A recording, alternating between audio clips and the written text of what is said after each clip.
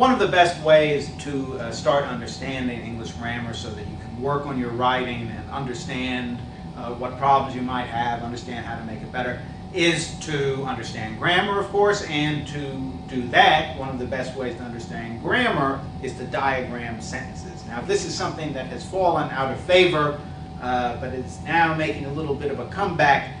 So let's see about diagramming sentences. Now, the first thing, we have to start with a small sentence.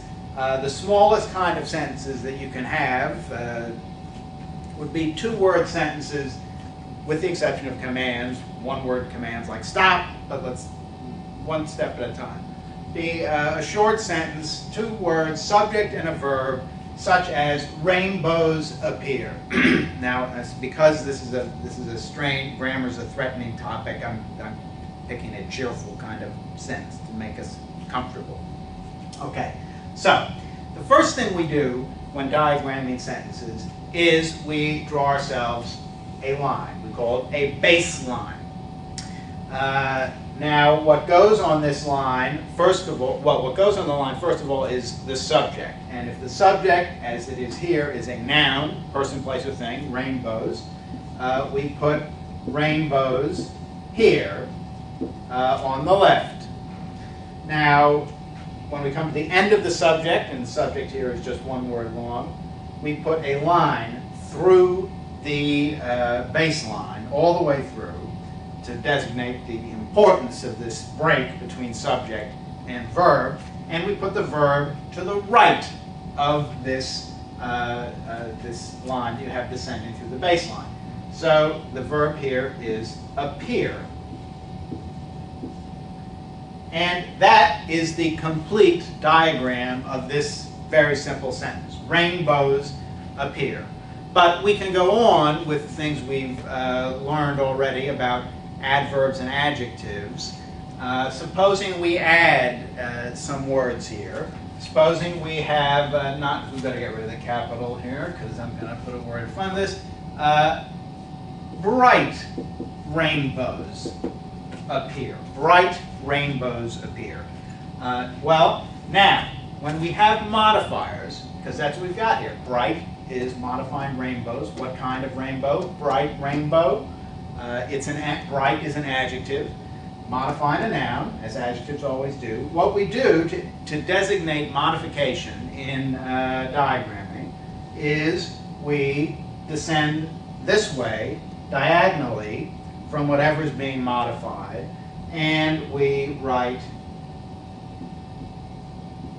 the modifier on that line. Bright.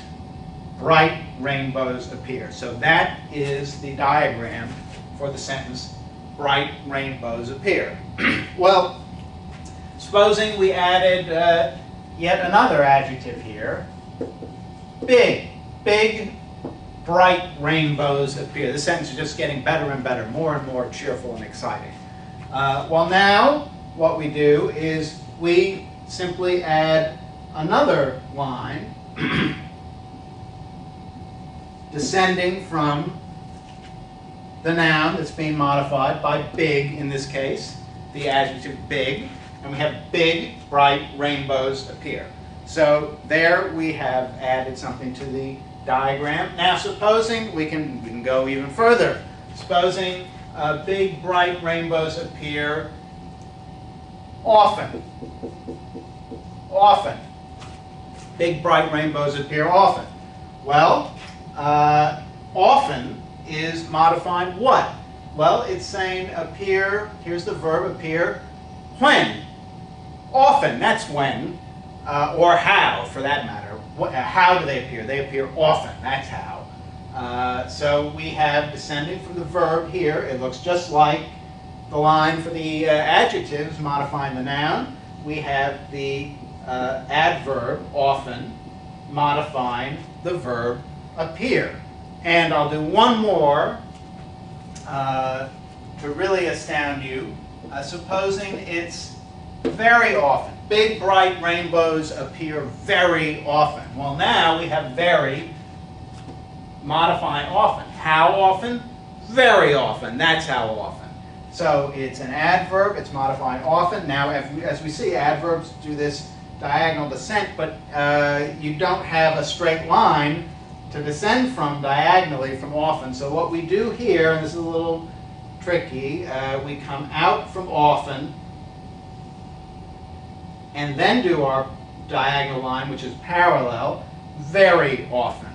So here is the diagram for big, bright rainbows appear very often.